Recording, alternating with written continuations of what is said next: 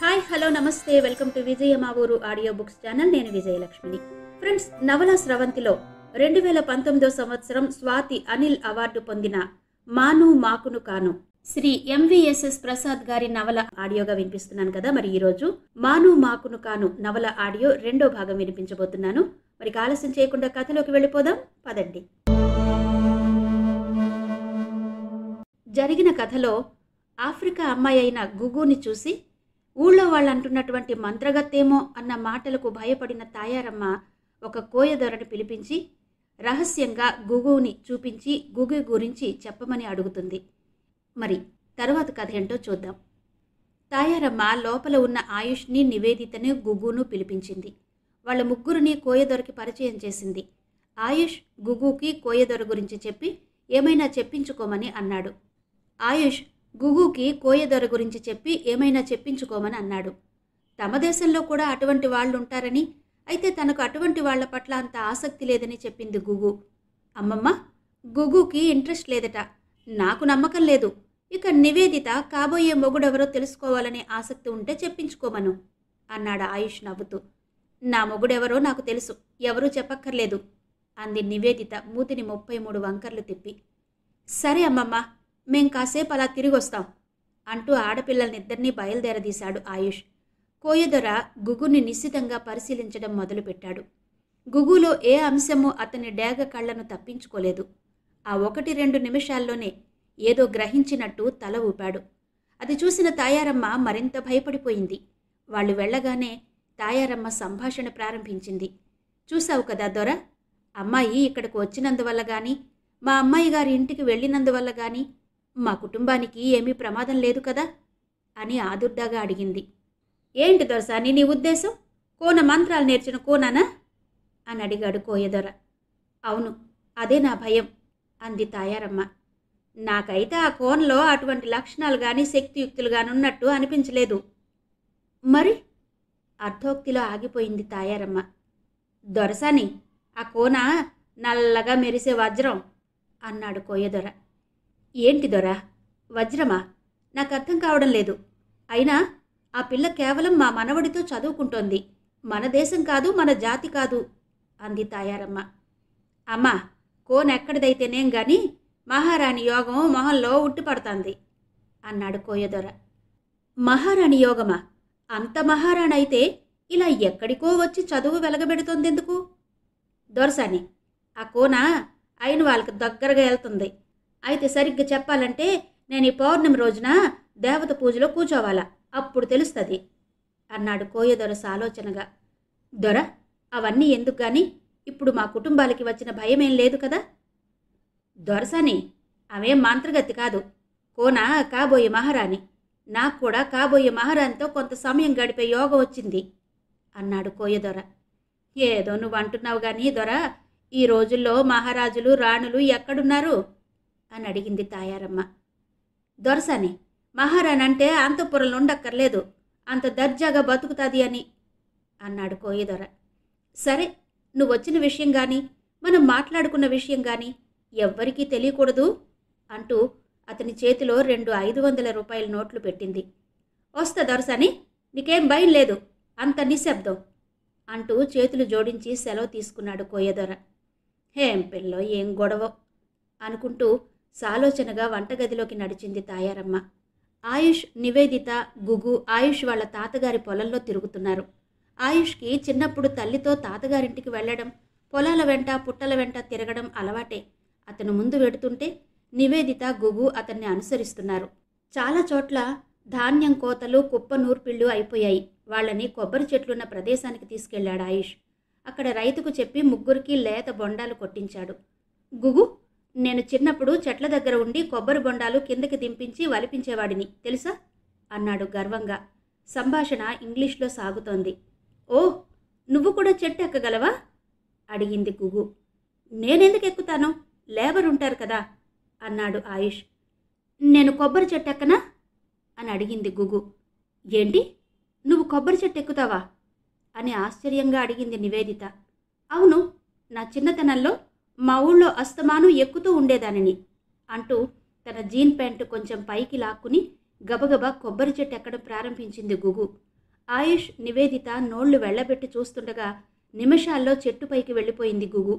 Grey colour pant, red t-shirt వేసుకుని కోతిలా చకచక కొబ్బరి చెట్టు ఎక్కుతున్న గుగుని పొలాల్లో ఉన్నవాళ్లు ఆశ్చర్యంగా, విచిత్రంగా చూడసాగారు. తాయారమ్మ ఇంటికి ఎవరో నల్ల కోతి పిల్ల వచ్చినట్టుందే అనుకుంటూ గుగు చెట్టు ఎక్కడం చూసిన వాళ్లలో కొంతమంది కామెంట్ చేశారు. మెల్లిగా గుగు ఎక్కిన కొబ్బరి చెట్టు చుట్టూ జనం పోగవడం మొదలుపెట్టారు. అది చూసిన ఆయుష్, చాలు, దిగో దిగో అంటూ అరిచాడు. ఆ పిల్లకు ఉన్న అంతో ఇంతో భయం పోయింది. ఇక పట్టుకోలేమేమో అనుకున్నాడు ఆయుష్. ఆయుష్ అరుపు విన్న గుగు సెకండ్లలో చెట్టు దిగిపోయింది. కంగ్రాట్స్ గుగు, నువ్వొచ్చిన నిమిషాల్లో అందరిలో పాపులర్ అయిపోయావు అంటూ గుగుకి చెయ్యందించింది నివేదిత. కంగ్రాట్స్ గుగు అంటూ తను కూడా చెయ్యందించాడు ఆయుష్. ఆయుష్ చెయ్యి తగిలిన క్షణంలో గుగులో ఏదో వింత చలనం కలిగింది. సిగ్గుతో మొహం కొంచెం ఎర్రబడింది. అయితే గుగు బాగా నలుపు కనుక అది పెద్దగా ఎవరికీ తెలియలేదు. కానీ ఆ క్షణం గుగు జీవితంలో ఓ కొత్త అధ్యాయం ప్రారంభమైంది అని చెప్పొచ్చు. వచ్చినప్పటి నుండి భయంగా, బెరుగ్గా ఉన్న ఆమెలో కొత్త భావోద్వేగం మొదలైంది. అయితే అదేమీ పట్టని తెలియని ఆయుష్, రా గుగు వెళదాం, ఇక ఇక్కడ నువ్వు ఎక్కువసేపు ఉంటే కష్టం అంటూ గుగు చెయ్యి అందుకున్నాడు. అదో రకం భయం, సిగ్గు మిళితమైన భావంతో మృదువుగా ఆయుష్ చేతి నుంచి తన చేతిని విడిపించుకుని నివేదిత చెయ్యి పట్టుకుని నడవసాగింది గుగు. అక్కడి నుంచి ముగ్గురు మామిడి తోటల్లోకి వెళ్లారు. అప్పుడే పూత పట్టిన మామిడి చెట్లు అందంగా ఉన్నాయి. గుగు, ఈ చెట్లు పళ్ళు మీ దేశంలో కూడా ఉంటాయా అని అడిగింది నివేదిత ఇంగ్లీష్లో. ఉంటాయి, కాకపోతే ఈ రకమో కాదో చెప్పలేను అంది గుగు. సీజన్లో అయితే మనం చక్కగా మామిడికాయలు ఉప్పు కారం వేసుకుని తినేవాళ్ళం, ఇంకా కొంతకాలం ఆగితే మంచి పళ్ళు తినేవాళ్ళం అంది నివేదిత. మామిడికాయలు జ్ఞాపకం రాగానే నోరూరి, మనం బయలుదేరి చాలాసేపు అయింది, అమ్మమ్మ ఎదురు చూస్తూ ఉంటుంది, పదండి అని గుగుని, నివేదితని బయలుదేరదీశాడు ఆయుష్. వాళ్ళింటికి చేరుకునేసరికి తాయారమ్మ ఎదురు చూస్తూ వీధి గుమ్మల్లో కూర్చుని ఉంది. ఏరా మనవడు, పిల్లల్ని తీసుకుని అదే పోతపోయావు అంది తాయారమ్మ నవ్వుతూ. ఇద్దరు అమ్మాయిల మధ్య నలిగిపోయాననుకో అన్నాడు ఆయుష్ నవ్వుతూ.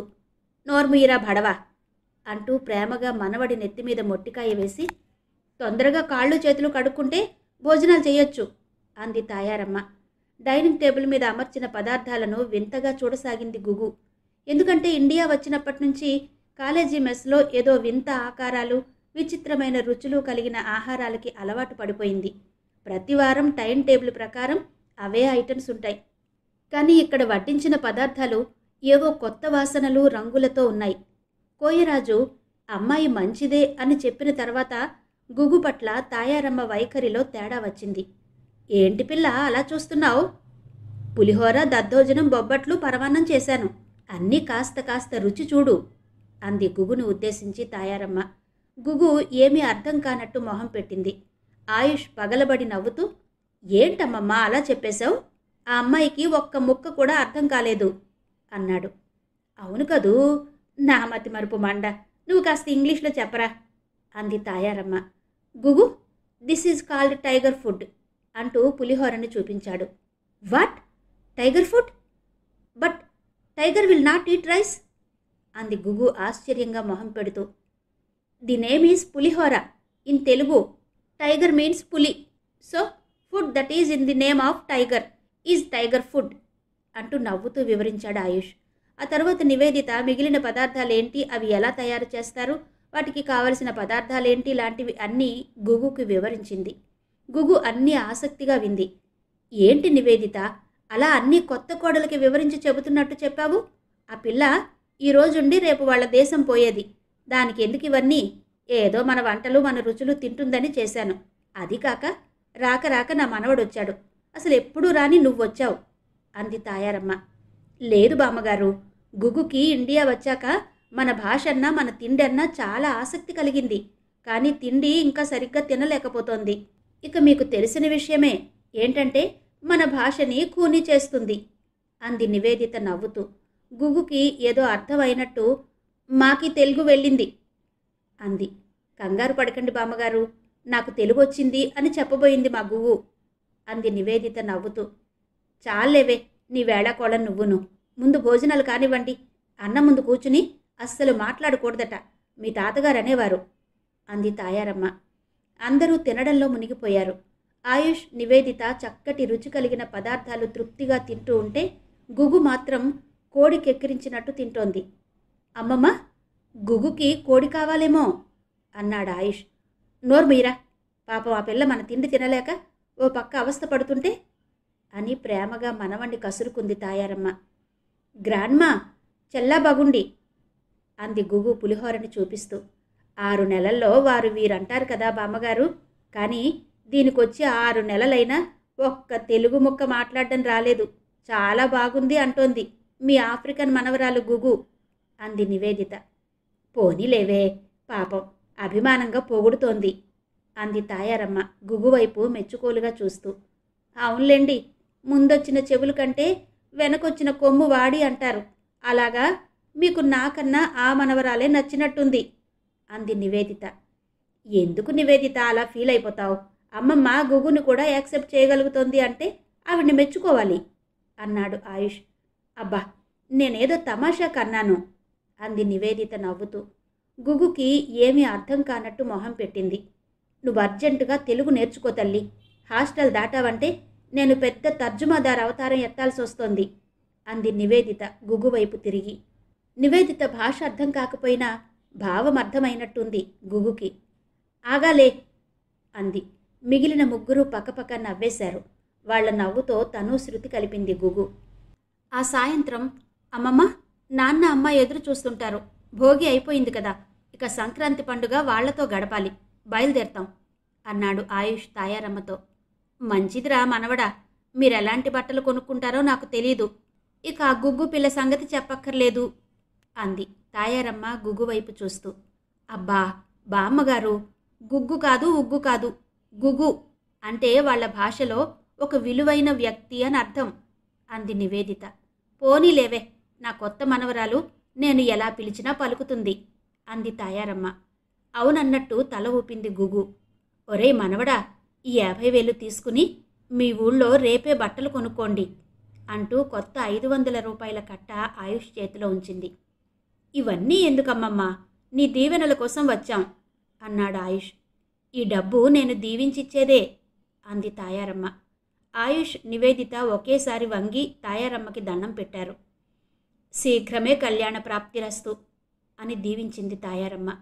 అది ఎవరిని, ఇద్దరినినా లేదా ఇద్దరిని కలిపి దీవించిందా అన్నది ఆ దేవుడికే తెలియాలి. తాయారమ్మ కర్ణాకర్ణిగా ఆయుష్కి నివేదితనివ్వడానికి ఆ అమ్మాయి తల్లిదండ్రులు ఉవ్విళ్ళూరుతున్నారని వింది. అలాగే తన కూతురు అల్లుడు కూడా ఆ సంబంధం చేసుకోవడానికి సంసిద్ధులే అని తెలిసింది. అందుకని బహుశా దీవెన ఇద్దరినీ కలిపై ఉంటుంది. వాళ్లను చూసి గుగు కూడా వంగి తాయారమ్మ కాళ్లకు దండం పెట్టింది. కళ్యాణ ప్రాప్తిరస్తు అంటూ గుగు తల మీద చేతులు పెట్టి దీవించింది తాయారమ్మ. నివేదిత ఆ దీవెనకి అర్థం వివరించి చెప్పింది. గుగు నవ్వుతూ, గ్రాండ్మా, ఆఫ్టర్ బికమింగ్ డాక్టర్ అంది.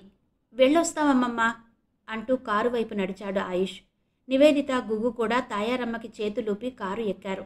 కారు బయలుదేరగానే తాయారమ్మకి మళ్లీ ఒంటరితనం ఆవహించింది. సంక్రాంతి పండుగ తమ తమ తల్లిదండ్రులతో ఆయుష్, నివేదిత గడిపి తిరిగి కాలేజీకి ప్రయాణమయ్యారు. గుగుకి కూడా ఆ 2 రోజులు నూతనోత్సాహం వచ్చింది. మళ్ళీ కాలేజీ అనేసరికి కాస్త దిగులు ఆవహించింది ఆ ముగ్గురిలో. కానీ తప్పదన్నట్టు ప్రయాణమయ్యారు. పెళ్లికి వెళుతూ పిల్లిని చంకన పెట్టుకున్నట్టు ఆ ఆఫ్రికన్ పిల్లని ఎందుకు తీసుకొచ్చారో, వీళ్ళిద్దరి మధ్య పానకంలో పొడకల అంది సీత తన భర్తతో. అదేంటే సీత, పాపం ఆ పిల్ల ఏదో సరదాగా వచ్చింది. అయినా వీళ్ళిద్దరూ భార్యాభర్తలు కాదు కదా, కేవలం స్నేహితులు. ఇంకో స్నేహితురాలు వాళ్లతో కలిసి వచ్చింది అన్నాడు జగన్నాథం. మీరు అలా మాట్లాడతారేంటండి? మన వాడికి ఆ నివేదితని ఇద్దామని వాళ్ళు అనుకుంటున్నారని తెలిసింది కదా, మనకు అభ్యంతరం లేదు అంది సీత. అవుననుకో, కానీ అది ఎప్పుడో చదువు అవ్వాలి, ఇద్దరు స్థిరపడాలి, అప్పటి మాట కదా. అప్పుడు కూడా ఇద్దరినీ ఒకరొకరు ఇష్టపడాలి అన్నాడు జగన్నాథం సాలోచనగా. ఎప్పటి నుంచో అనుకుంటున్నదే కదా, వాళ్ళకి మనసులో ఉండే ఉంటుంది, బయటపడ్డం లేదు అంతే అంది సీత. కావచ్చు, కానీ చాలా టైం ఉంది కదా, ఈ లోపల ఇటువంటి చిన్న విషయాలు పట్టించుకోనక్కర్లేదు.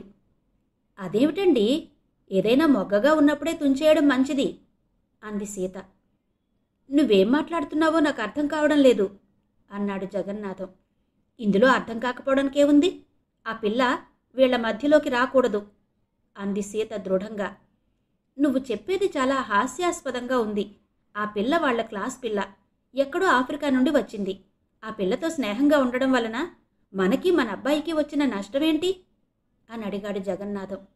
మీరు మరీ చిన్నపిల్లాడిలా మాట్లాడుతున్నారు. తావలచింది రంభ అని ఏనాడో అన్నారు పెద్దలు అంది సీత. సీత, నీ అనుమానానికి ఊహలకి ఒక అర్థం ఉండాలి. ఏదో ఒక అమ్మాయితో కాస్త చనువుగా ఉన్నంత మాత్రాన అంత భయంకరంగా ఊహించుకోనక్కర్లేదు. అయినా వాళ్ళు చదివేది మెడిసిన్, ఉండేది హాస్టల్. నీ కొడుకు ఇక ఎంతమంది అమ్మాయిలతో ఇంతకంటే ఎక్కువ చనువుగా తిరుగుతూ ఉన్నాడో అదక్కడ సహజం. అయినా ఈ రోజుల్లో అమ్మాయిలు అబ్బాయిలు అతి చనువుగా తిరుగుతున్నారు. వాళ్ళు నైతిక హద్దులు దాటనంత వరకు పర్వాలేదు. ఏదో వేరే దేశం పిల్ల ఒంటరిగా ఉంటోంది. కాస్త మన ఊర్లు పండుగలు సంస్కృతి పరిచయం చేద్దామని తీసుకొచ్చి ఉంటాడు. అయినా నివేదిత కూడా ఉంది కదా, దానికింత రాద్ధాంతం చేస్తావేంటి సీత అన్నాడు జగన్నాథం. మీకు మగవాళ్ళకి కొన్ని తెలియవండి, నా భయం నాది అంది సీత. అర్థం లేని భయాలతో మనసు పాడు చేసుకోకు. ఇంకొక విషయం చెప్పనా? నిజంగా నువ్వు ఊహించినట్టే జరిగినా మనం ఏమీ చెయ్యలేం, తెలుసుకో అన్నాడు జగన్నాథం. ఏవండి, మరీ అలా మాట్లాడి నన్ను భయపెట్టకండి అంది సీత అదోలా మొహం పెట్టి. నేను చెప్పింది కూడా అదే. నువ్వు లేనిపోనివి ఊహించుకుని భయపడొద్దు. అలాంటిదేమీ జరగదు. వాళ్ళు జస్ట్ ఫ్రెండ్స్ అంతే. 4 ఏళ్ల తర్వాత ఆ అమ్మాయి ఎవరో మనవాడెవరో. అంటే పిల్ల మరీ కొరివిలా ఉందండి. ఇంత చెప్పాక కూడా. అయితే పిల్ల తెల్లతోలిదైతే ఏ దేశందైనా ఏ జాతిదైనా పర్వాలేదా? సీత, నువ్వనుకుంటున్నది అంతా కేవలం నీ భ్రమ అన్నాడు జగన్నాథం అనునయంగా సీత భుజం మీద చెయ్యి వేస్తూ. అంతేనంటారా? మన అబ్బాయికి నివేదితకి పెళ్ళి అవుతుంది కదా అంది సీత. తప్పకుండా అంటూ ఓ మంచి కాఫీ ఇయ్యి, తాగి అలా వాకింగ్కి వెళ్ళొస్తాను అంటూ అక్కడే ఉన్న ఆ రోజు పేపర్ అందుకున్నాడు జగన్నాథం. సీత ఇంకా ఏదో ఆలోచిస్తూనే వంటింట్లోకి నడిచింది. కాలేజీకి వెళ్ళిన తర్వాత ఆయుష్, నివేదిత, గుగు తమ చదువుల్లో పడిపోయారు. రోజులు వేగంగా గడవసాగాయి. ఫస్ట్ ఇయర్ ప్రీ ఫైనల్ పరీక్షలయ్యాయి. కొన్ని సబ్జెక్టులలో ఆయుష్ క్లాస్ ఫస్ట్ వస్తే కొన్ని సబ్జెక్టులలో నివేదిత ఫస్ట్ వచ్చింది. సహ విద్యార్థులను ప్రొఫెసర్లను ఆశ్చర్యపరుస్తూ గుగు కొన్ని సబ్జెక్టుల్లో ఫస్ట్ వచ్చింది. గుగు ఆఫ్రికా బాలిక కావచ్చు, కానీ తెలివితేటలకి చదువుకి దేశ కుల మత ప్రాంతీయ లింగభేదం లేదని గుగు రుజువు చేసింది. అంతవరకు గుగుని కాస్త చిన్నచూపు చూసిన తోటి విద్యార్థులు, కాలేజీ ఫ్యాకల్టీ గుగుని గౌరవించడం నేర్చుకున్నారు.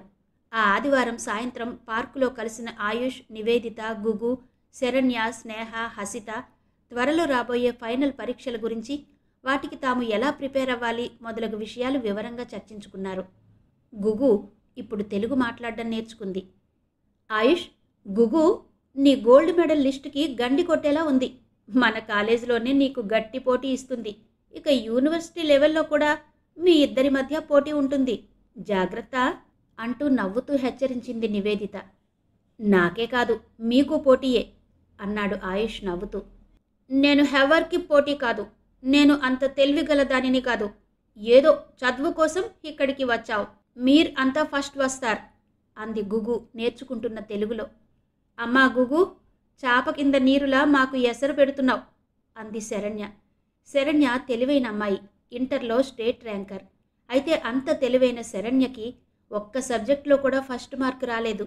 నీట్లో బాగా తక్కువ మార్కులు వచ్చాయి. అందుకని డొనేషన్ కట్టి అక్కడ జాయిన్ అయింది. చప్పాకిండా నేరు అంటే అని అడిగింది గుగు. నీలాంటి వాళ్లను అలా అంటారు అంది స్నేహ. సూదిలా వచ్చి దబ్బన అయ్యావు తల్లి, చదువులో మమ్మల్ని అందరినీ మించిపోతున్నావు అంది హసిత. గుగుకి వాళ్ల వేళాకోళాలు అర్థం కాలేదు. నేను హేమి టాప్ చేశాను అని అడిగింది నివేదితను. గుగు, నువ్వేమీ తప్పు చేయలేదు. వాళ్ళకి మార్కులు తక్కువ వచ్చాయని వాళ్లే ఉడుక్కుంటున్నారు అన్నాడు ఆయుష్. అతని మాటలకు అర్థం తెలియక బ్లాంక్ ఫేస్ పెట్టింది గుగు. ఇంగ్లీష్లో వివరించాడు ఆయుష్. నవ్వింది గుగు. గుగు, ఏదో సరదా కన్నాం గాని నిన్ను చూస్తే మాకు చాలా గర్వంగా ఉంది. ఎక్కడో ఆఫ్రికా ఖండం నుంచి అయిన వాళ్ళనందరినీ వదిలేసి ఇక్కడికొచ్చి చదువుకుంటూ మమ్మల్ని మించిపోతున్నావంటే మాకందరికీ చాలా సంతోషంగా ఉంది. ఈసారి యూనివర్సిటీ లెవెల్లో నువ్వు ఆయుష్లు గోల్డ్ మెడల్స్ సంపాదించాలి. మేం కూడా కనీసం మీ దరిదాపుల్లో ఉండడానికి ప్రయత్నం చేస్తాం. బెస్ట్ ఆఫ్ లక్ అంటూ గుగుకి చెయ్యి అందించింది శరణ్య. అందరూ చప్పట్లు కొట్టారు. ఏయ్ శరణ్య, నువ్వేదో అలా అనేసి తప్పించుకుందామనుకుంటున్నావా? అదేం కుదరదు. ఈసారి మన గ్రూప్లో వాళ్ళందరం పోటీపడి గోల్డ్ మెడల్స్ తెప్పించుకోవాలి. ఎవ్వరికీ మినహాయింపు లేదు అంది నివేదిత. ఏమో తల్లి, మేము నీ అంత తెలివైన వాళ్ళం కాదు అంది హసిత. అలా అని షికార్లు సినిమాలు చూస్తూ గడిపేయొచ్చనా? ఎంత తెలివితేటలు! హసిత, నువ్వు క్లాసులో ఎవరికేసి దొంగచూపులు చూస్తున్నావో నాకు తెలిసిపోయిందిలే అంది శరణ్య. దొంగచూపులా? కంగ్రాట్స్! ఎవరే ఆ కలల రాజకుమారుడు? మాకు కాస్త పరిచయ భాగ్యం కలిగించకూడదు అంది స్నేహ. హసిత నవ్వి ఊరుకుంది. ఓహో, హసిత ఎవరినో తన దరహాసంతో పడేసింది. ఇక ఈవిడిగారిది, ఆ ప్రబుద్ధుడిది చదువు అటకెక్కినట్టే. పోనీలే, ఒక పోటీదారు తగ్గిందనుకుందాం అన్నాడు ఆయుష్. పెళ్ళెప్పుడు హసిత అడిగింది నివేదిత. అదిగో పులి అంటే ఇదిగో తోక అంటారు, అలా ఉంది నువ్వు అడిగేది. అతను చదువు పూర్తయ్యే వరకు పెళ్ళి గిళ్ళి లేదు, పొమ్మన్నాడు అంది హసిత. అంటే నువ్వు రెడీ అన్నమాట. పాపం, 5 ఏళ్లు కనీసం వెయిట్ చెయ్యాలి. సరేలే గాని పెళ్లి లోపల ఏమీ పిచ్చి వేషాలు వెయ్యకు, జాగ్రత్త, రోజులు అస్సలు బాగాలేవు అంటూ హసితని హెచ్చరించింది నివేదిత. ఏంటి నివేదిత, నేనంత తెలివి తక్కువ దానిలో కనిపిస్తున్నానా? లేక అతను అంత మోసగాడనుకుంటున్నావా అంది హసిత కాస్త కోపంగా. కోపం తెచ్చుకోకు హసిత, నివేదిత నీ బాగు కోరే చెబుతుంది. అది తెలుసుకో, మన పెద్దవాళ్ళు అంటూ ఉంటారు చూడు, అలాగే ఏది ప్రేమో ఏది ఆకర్షణ అని నిర్ణయించుకోలేని వయస్సు మనది. ఇక నుంచి ఆ విషయంలో మేమెవరేం చెప్పినా ఎవరేమన్నా నీ బాగు కోసమే అని తెలుసుకో అంది స్నేహ. నిజం హసిత, మనందరం ఒక్కటి. ఎవ్వరికీ ఏ ప్రాబ్లం రాకూడదు. ఒకవేళ పొరపాటున వచ్చినా ఒకరికి ఒకరం, లేకపోతే నిజమైన స్నేహానికి అర్థం లేదు. Please take us into confidence అన్నాడు ఆయుష్ సీరియస్గా. ఓకే, మీరందరూ నాకు తోడు ఉన్నారని తెలిసి చాలా సంతోషంగా ఉంది అంది హసిత.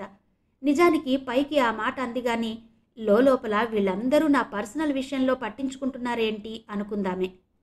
బాగా లేట్ అయింది, ఇక ఎవరి రూమ్కి వాళ్ళు పయనిద్దామా అన్నాడు ఆయుష్ నవ్వుతూ. అందరూ పార్కు నుంచి మెల్లిగా బయలుదేరి ఎవరి రూమ్కి వాళ్ళు చేరుకున్నారు. సెకండ్ సెమిస్టర్ పరీక్షలు మొదలయ్యాయి. కాలేజీలో విద్యార్థులందరూ ఆ హడావిడిలో పడిపోయారు. కనీసం ఒకరినొకరు పలకరించుకోవడం కూడా లేదు. 2 పరీక్షలయ్యాయి. ఆయుష్, అతని ఫ్రెండ్స్ అందరూ బాగానే రాశారు. 3వ పరీక్ష ముందు రోజు గుగుకి జ్వరం. నివేదిత గుగుని హాస్టల్లో ఉండే డాక్టర్ దగ్గరకు తీసుకువెళ్ళింది. డాక్టర్ పరీక్ష చేసి ఏవో మందులు రాశాడు. నివేదిత గుగుని రూమ్లో వదిలేసి మెడికల్ షాప్కి వెళ్ళి మందులు తెచ్చి ఇచ్చింది. అలాగే బ్రెడ్ బిస్కెట్స్ కొని ఇచ్చింది. గుగు, రెస్ట్ తీసుకో, ఇన్నాళ్ళు చదివావు కదా, ఈ 1 రోజులో ఏమీ అయిపోదు. రేపు పరీక్ష టైంకి జ్వరం శుభ్రంగా తగ్గిపోతుంది. పరీక్ష మామూలుగా రాయొచ్చు. ఏదైనా అవసరమైతే ఫోన్ చెయ్యి, వస్తాను అని చెప్పి తన రూమ్కి వెళ్ళింది నివేదిత. జ్వరం రావడంతో చాలా కాలం తర్వాత గుగుకి మళ్ళీ బెంగ అనిపించింది. తల్లి తండ్రి గుర్తుకొచ్చారు. కళ్ళమ్మట నీళ్లు తిరిగాయి. వెంటనే ఫోన్ చేసి తల్లిదండ్రులతో మాట్లాడింది. ఇద్దరూ గుగుకి ధైర్యం చెప్పారు. గుగు ఫ్రెండ్స్ లాంటి ఫ్రెండ్స్ ఉండడం చాలా అదృష్టమన్నారు. అటువంటి వాళ్లు దగ్గరుండగా గుగు దేనికి బెంగ భయపడక్కర్లేదని చెప్పారు. అప్పటికి గుగు బెంగ కాస్త తగ్గింది. ఒక పక్క జ్వరం తీవ్రత, మరో పక్క బెంగతో గుగుకి తిండి ఏమీ సహించలేదు. కానీ మందులు వేసుకోవాలి గనుక బలవంతంగా కొంచెం తిని మందులు వేసుకుని పడుకుంది. కానీ నిద్ర పట్టలేదు. తెల్లవార్లు జాగరణ చేసింది. ఆమెకి తల్లిదండ్రుల మీద బెంగతో పాటు మరునాడు పరీక్ష ఎలా రాస్తానా అనే బెంగ మొదలైంది. తెల్లవారిన తర్వాత నివేదిత గుగు రూమ్కి వెళ్ళింది. గుగుకి ఇంకా జ్వరం తగ్గలేదు. వెంటనే ఆయుష్కి ఫోన్ చేసి విషయం చెప్పింది. ఆయుష్ గుగు రూమ్కి వచ్చాడు. ఆయుష్, ఈ అమ్మాయికి జ్వరం అలాగే ఉంది, మరి పరీక్ష అంది నివేదిత. నేను ఎగ్జామ్ రాస్తాను అంది గుగు. కానీ ఇక్కడి నుంచి హాల్ వరకు 1/2 కిలోమీటర్ ఉంటుంది, ఎలా నడవగలవు అని గుగుని ప్రశ్నించింది నివేదిత. ఒక పని చేద్దాం, అనాటమీ రీడర్ ఒక ఆయన నాకు బాగా పరిచయం అయ్యాడు. ఆయన కారు తీసుకుని హాల్ వరకు గుగుని తీసుకుని వెళ్దాం. అలాగే పరీక్ష అయిపోయిన తర్వాత అదే కారులో హాస్టల్లో దింపేద్దాం. తరువాత పరీక్షకి 4 రోజులు టైం ఉంది కనుక పర్వాలేదు అన్నాడు ఆయుష్. ఆ ఐడియా బాగుంది. ఏం గుగు, అలా చేద్దామా అంది నివేదిత. నీరసంగా నవ్వుతూ థ్యాంక్స్ అంది గుగు. ఆయుష్ వెంటనే గుగుకి కారు అరేంజ్ చేసే పనిలో నిమగ్నమయ్యాడు. నివేదిత గుగు రెడీ అవ్వడానికి సహాయం చేసింది. అనుకున్న ప్రకారం పరీక్షకి గంట ముందు కారు వచ్చింది. కారులో ఆయుష్, నివేదిత, గుగు బయలుదేరి పరీక్ష హాల్కి వెళ్లారు. గుగు జ్వరం ఉన్నా పరీక్ష బాగానే రాసింది. ఆ విషయం విన్న ఫ్రెండ్స్ అందరూ సంతోషించారు. గుగుకి జ్వరం ఇంకో 2 రోజులకి తగ్గింది. ఫ్రెండ్స్ అంతా వంతులు వేసుకుని గుగు రూమ్లో ఉన్నారు. ఆ జ్వరం ఎపిసోడ్తో గుగుతో స్నేహబంధం ఫ్రెండ్స్కి మరింత బలపడింది.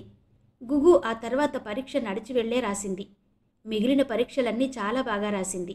ఆ విషయమే తల్లిదండ్రులకు ఫోన్ చేసి చెప్పింది. వాళ్ళు ఎంతో సంతోషించారు. గుగు తండ్రి అడోపో, తల్లి చికే నివేదితతోనూ ఆయుష్తోనూ ఫోన్లో మాట్లాడారు. మొదట తమను తాము పరిచయం చేసుకుని తర్వాత ఇద్దరికీ థ్యాంక్స్ చెప్పారు. ఆయుష్, నివేదిత కూడా గుగు తల్లిదండ్రులతో మాట్లాడే అవకాశం వచ్చినందుకు సంతోషించారు. అడోఫోకి, చికేకి తమ కూతురు గురించి ఏమీ బెంగ పెట్టుకోవాల్సిన అవసరం లేదని, అన్నీ తాము చూసుకుంటామని నివేదిత, ఆయుష్లు అభయమిచ్చారు. అది మొదలు చికే తరచుగా నివేదితతో మాట్లాడడం ప్రారంభించింది.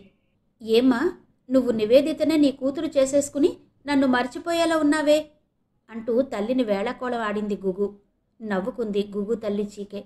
ఆ తర్వాత ఒకరోజు శరణ్య, స్నేహ, హసిత కూడా చికేతో మాట్లాడారు. ఏదైనా మన మంచికే అన్న పెద్దల నానుడి గుగు విషయంలో నిజమైందనే చెప్పాలి. ఎందుకంటే గుగుకి జ్వరం రావడం వల్ల స్నేహ బృందంతో అంతకు ముందే గట్టిగా ఉన్న స్నేహం మరింత బలపడింది. అలాగే గుగు తల్లిదండ్రులు గుగు ఫ్రెండ్స్కి పరిచయం అయ్యారు. పరీక్షల పర్వం ముగిసి తిరిగి కాలేజీ ప్రారంభమైంది. ఫస్ట్ ఇయర్లో 2 సెమిస్టర్లలో ప్రీ క్లినికల్ సబ్జెక్ట్స్ అయిన అనాటమీ, ఫిజియాలజీ, బయోకెమిస్ట్రీ అయ్యాయి. సెకండ్ ఇయర్ క్లాసులు మొదలయ్యాయి. సెకండ్ ఇయర్లో అంటే 3, 4, 5 సెమిస్టర్లలో పారాక్లినికల్ సబ్జెక్ట్స్ అయిన community medicine, forensic medicine, pathology, pharmacology, microbiology విద్యార్థులకు నేర్పిస్తారు. ఆ సబ్జెక్ట్స్ తర్వాత ఒక స్టూడెంట్ డాక్టర్ అవ్వడానికి తొలి అడుగులు వేసినట్టు అవుతుంది. ఆ సెమిస్టర్లతోనే విద్యార్థులకి ఆసుపత్రిలో, వార్డులో రోగులతో ప్రత్యక్ష సంబంధం మొదటిసారిగా ఏర్పడుతుంది. రాను రాను చదువు మీద ఎక్కువ శ్రద్ధ, ఎక్కువ దృష్టి పెట్టవలసి ఉంటుంది. అలాగే ఒక విధంగా చెప్పాలంటే చదువు ఆసక్తికరంగా ఉంటుంది. ఆ తరువాత 6 నుంచి 9 సెమిస్టర్లలో వివిధ శారీరక వ్యాధుల గురించి, చికిత్సా విధానం గురించి వివరించబడుతుంది. ఆ తరువాత వివిధ వార్డులలో స్టూడెంట్గా విషయాలు నేర్చుకుంటారు. మెడిసిన్ కోర్స్ అయిన తర్వాత వార్డులలో చికిత్స చేయడం నేర్చుకుంటారు. ఆ విధంగా ట్రైన్ అవుతారు. గుగుకి ఇంటి మీద మనసు మళ్ళింది. ఆ విషయమే నివేదితతో ప్రస్తావించింది. అదేమిటే గుగు, ఒక పక్కన కొత్త సబ్జెక్ట్స్ ప్రారంభమవుతుంటే ఇప్పుడు ఇల్లంటావు అంది నివేదిత. నివేదిత, మా వాళ్లను చూడాలనుంది. ఎంత వీడియో చాటింగ్ చేసినా ఏదో బెంగగా ఉంటోంది అంది గుగు. తెలుగు చక్కగా నేర్చుకున్నావు, బ్రహ్మాండంగా మాట్లాడుతున్నావు, ఇక నీకు బెంగ దేనికి అంది నివేదిత నవ్వుతూ. నీకు అలాగే ఉంటుంది, ఒకసారి వెళ్ళి వస్తే కాస్త బాగుంటుంది అనిపిస్తోంది అంది గుగు. ఇప్పుడు వెళ్ళకూడదు గుగు, అన్నీ మిస్ అయిపోతావు. నీకు తెలుసు కదా, మనం ఒక్కరోజు మిస్ అయినా ఎంతో కోల్పోతాం. చాలా రోజులు మానేస్తే మళ్ళీ దారిలో పడ్డం కష్టమేమో, ఆలోచించుకో. నాకు తెలుసు, ఒక్క 10 రోజులు అంది గుగు. గుగు మానసిక పరిస్థితి అర్థం చేసుకున్న నివేదితకి ఏం మాట్లాడాలో అర్థం కాలేదు. పోనీ ఆయుష్ని అడుగుదామా, ఏం సలహా ఇస్తాడో అంది నివేదిత. అలాగే, అతనేమంటాడో చూద్దాం. కానీ నివేదిత, నేను ఎలాగైనా వెళ్ళాలి అనుకుంటున్నాను అంది గుగు స్థిరమైన స్వరంతో. సరే వెడుదువుగాని, కానీ ఆయుష్ ఎన్ని రోజులుండొచ్చో మనకంటే బాగా ఆలోచించి సలహా ఇస్తాడు. అలాగే అతనికి కొంతమంది రీడర్స్, ప్రొఫెసర్స్ పరిచయం అయ్యారు. వాళ్ల సలహా కూడా తీసుకుని కరెక్ట్ డెసిషన్ సజెస్ట్ చేయగలడు అంది నివేదిత సాలోచనగా. అయితే సాయంత్రం అతని రూమ్కి వెళ్దాం అంది గుగు. ఓకే పద, ఫార్మకాలజీ క్లాస్ ఉంది. ఈరోజు క్లాసు ప్రొఫెసర్ మేడం తీసుకుంటుందట. అసలే ఆవిడ చండశాసనరాలట అంది నివేదిత. చండశాసనరాలు అంటే అని అడిగింది గుగు. అమ్మా తల్లి, నీకు తెలుగు నేర్పి నేర్పి నేను తెలుగు పండితురాలను అయ్యేలా ఉన్నాను. నా డాక్టర్ గిరి అటకెక్కేలా ఉంది. చండశాసనురాలు అంటే తను చెప్పినది వినకపోతే చర్మం వలుస్తుంది అన్నమాట అంది నివేదిత. నా నల్ల చర్మం ఏం ఉపయోగంలే అంది గుగు. మళ్ళీ మొదలు పెట్టావా నీ ధోరణి అంటూ గుగు చెయ్యి పట్టుకుని ఫార్మకాలజీ డిపార్ట్మెంట్ వైపు బయలుదేరింది నివేదిత. ఆ సాయంత్రం గుగు నివేదిత కలిసి ఆయుష్ రూమ్కి వెళ్లారు. ఆయుష్ ఇద్దరిని ఆహ్వానించాడు. రండి రండి, దయచేయండి అన్నాడు ఆయుష్ నవ్వుతూ. ఓహో ఆయుష్, నీకు పాటలు కూడా వచ్చా? నాకు తెలియదే అంది నివేదిత తను కూడా నవ్వుతూ. నాకింకా చాలా కళలు వచ్చు, కానీ ఇంతకీ మీరొచ్చిన విశేషమేంటి అని అడిగాడు ఆయుష్. గుగు ఆయుష్ రూమ్ అంతా పరిశీలించసాగింది. చాలా అందంగా పెట్టుకున్నాడు రూమ్ అనుకుంది గుగు. ఆయుష్, నీ రూమ్ చాలా అందంగా ఉంచుకున్నావే అంది గుగు ప్రశంసాపూర్వకంగా. నా హృదయం కూడా అలాగే నీట్గా ఉంటుంది అన్నాడు ఆయుష్. ఆయుష్ ఆ మాటలు ఏవో సరదా కన్నా అవి గుగు మనసు మీద చాలా ప్రభావం చూపాయి. నివేదిత ఒకసారి ఆయుష్ని చురుగ్గా చూసింది. అదే ఆయుష్, గుగు వాళ్ళ ఊరు వెడుతుందట. నేనేమో ఇప్పుడు కొత్తగా క్లాసులు ప్రారంభమవుతున్నాయి కదా, ఎందుకు అంటున్నాను అంది నివేదిత. నిజమే, సెమిస్టర్ జస్ట్ ప్రారంభమైంది. వెళ్ళడం రావడం అంటే కనీసం 10-15 రోజులు పడుతుంది అన్నాడు ఆయుష్. 10 రోజుల్లో వచ్చేస్తాను అంది గుగు. అసలు ఇప్పుడు వెళ్ళడం ఎందుకు అని గుగుని అడిగాడు ఆయుష్. అదేంటి ఆయుష్ అలా మాట్లాడతావు? ఆడపిల్ల ఎక్కడో దూరదేశంలో ఉంటోంది. తల్లిదండ్రులను చూడాలని, వాళ్లతో 4 రోజులు గడిపి వద్దామని అనుకుంటోంది అంది నివేదిత. మరి చదువు? అర్ధోక్తిలో ఆగిపోయాడు ఆయుష్. నువ్వు అమ్మ కూచిలా నెలకొకసారి మీ ఊరు వెళ్ళి వస్తావు. పాపం ఆ అమ్మాయి వచ్చి ఏడాది దాటిపోయింది. అలా అయితే సెకండ్ సెమిస్టర్ పరీక్షలు అవగానే వెళ్ళవలసింది. ఇప్పుడా అన్నాడు ఆయుష్. ఇప్పుడు వెళ్ళాలనిపించింది. నీకు స్టాఫ్ కొంతమందితో పరిచయం ఉంది కదా, వాళ్ళని అడిగితే సలహా ఇస్తారు కదా అంది నివేదిత. గుగు, నేను సలహా చెప్పనా అన్నాడు ఆయుష్. చెప్పు ఆయుష్ అంది గుగు.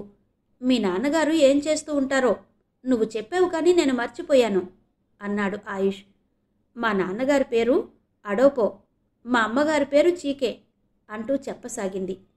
నిన్ను ఫ్యామిలీ బయోడేటా చెప్పమనలేదు అన్నాడు ఆయుష్ నవ్వుతూ. ఆ మాటలకి గుగు చిన్నబుచ్చుకుంది. అది చూసి, ఊరుకో ఆయుష్, వేళకోళానికి కూడా సమయం సందర్భం ఉండాలి అంటూ కసురుకుంది నివేదిత. ఊరికే సరదాగా అన్నాను గుగు, డోంట్ టేక్ ఇట్ సీరియస్, చెప్పు అన్నాడు ఆయుష్. మా నాన్నగారు టీ, కాఫీ, రకరకాల పళ్ళు మా తోటలలో పండిస్తారు. వాటిని ఇంగ్లండ్ వంటి దేశాలకు ఎగుమతి చేస్తారు అంది గుగు. అంటే ఆయనకి స్టాఫ్, అసిస్టెంట్స్ ఉంటారు కదా అని అడిగాడు ఆయుష్. ఆయనది చాలా పెద్ద ఎస్టాబ్లిష్మెంట్. ఆయన దగ్గర కొన్ని 100 మంది పనిచేస్తారు అంది గుగు. మరి ఆయనకి ఇంగ్లండ్ కనెక్షన్ ఉన్నప్పుడు నువ్వు మెడిసిన్కి ఇంగ్లండ్ వెళ్ళలేకపోయావా? తన సందేహం వెలుబుచ్చాడు. నాకు అంత మెరిట్ లేదు. అది కాక నాకు చిన్నప్పటి నుంచి భారతదేశం అన్నా, భారతీయులన్నా, భారతీయ సంస్కృతి అన్నా చాలా ఇష్టం. అందుకనే ఇండియా వచ్చాను అంది గుగు. గుగు, అంటే మీ నాన్నగారు కొన్నాళ్ళు అక్కడ లేకపోయినా పర్వాలేదు కదా? ఐ మీన్ బిజినెస్ చూసుకోవడానికి వేరే వాళ్ళు ఉంటారు కదా అని అడిగాడు ఆయుష్. మా నాన్నగారు అస్తమాను బిజినెస్ పని మీద ఇంగ్లండ్ ఇంకా వేరే దేశాలు వెడుతుంటారు అంది గుగు. అయితే ఐడియా, మీ పేరెంట్స్ని ఇక్కడికి రమ్మను. కొన్నాళ్ళు నీ దగ్గరుండి తర్వాత దేశంలో ముఖ్యమైన వింతలు, విశేషాలు చూసి వెళ్తారు అన్నాడు ఆయుష్. ఈ ఐడియా చాలా బాగుంది ఆయుష్. గుగు, అలా రమ్మని మీ అమ్మగారికి ఫోన్ చెయ్యి. వాళ్ళు నిన్ను, నువ్వు వాళ్ళని చూస్తారు. అలాగే నీతో కొన్నాళ్ళు గడుపుతారు. ఏమంటావ్ అని గుగుని అడిగింది నివేదిత. ఆయుష్, యు ఆర్ ఎ జీనియస్ అంది గుగు ఆయుష్ వైపు మెచ్చుకోలుగా చూస్తూ. ఇక ప్రాబ్లం సాల్వ్ అయిపోయినట్టేగా అన్నాడు ఆయుష్. ఇప్పుడే అమ్మకి ఫోన్ చేసి మాట్లాడతాను అంది గుగు హుషారుగా. నేను ఎవరితోనన్నా మాట్లాడి మన హాస్టల్కి దగ్గరే ఉన్న గెస్ట్ హౌస్లో వాళ్ళకి వసతి ఏర్పాటు చేస్తాను అన్నాడు ఆయుష్. అది జరిగిన 15 రోజులకి గుగు తల్లిదండ్రులు రాంపూర్ మెడికల్ కాలేజీ హాస్టల్కి వచ్చారు. మాను మాకును కాను, శ్రీ ఎంవిఎస్ఎస్ ప్రసాద్ గారి నవల ఆడియో 2వ భాగం విన్నారు కదా. మిగిలిన కథ తరువాతి భాగాల్లో వినిపిస్తాను. అంతవరకు సెలవు. నమస్తే.